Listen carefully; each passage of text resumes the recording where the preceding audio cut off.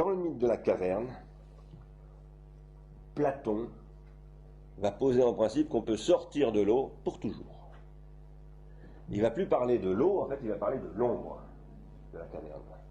Il va poser qu'il est possible de devenir philosophe tout le temps, pas par intermittence, qu'il est possible d'échapper à la régression, c'est-à-dire au pharmacone.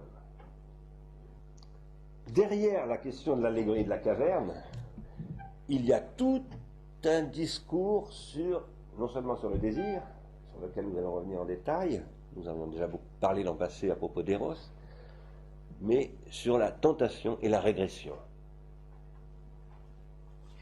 Par rapport à quoi Platon pose qu'on doit pouvoir soigner une bonne fois pour toutes la cité pour éliminer les tentations, supprimer les régressions.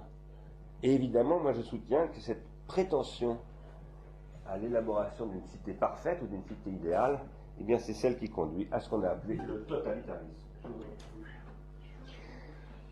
Qu'est-ce que va poser comme, en principe comme possibilité Platon dans l'allégorie de la caverne?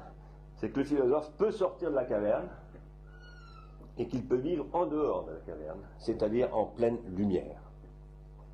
Il va poser, autrement dit, qu'il est possible de sortir du milieu d'origine, appelons-le l'eau, appelons-le l'ombre, appelons-le comme on veut, peu importe, pour passer dans un autre milieu, qui est un milieu sans ombre. Comme s'il était possible d'avoir de la lumière sans ombre. Pas possible, n'est-ce pas? En photographie, on apprend ça essentiellement. La lumière, c'est l'ombre, en fait. C'est un rapport à l'ombre.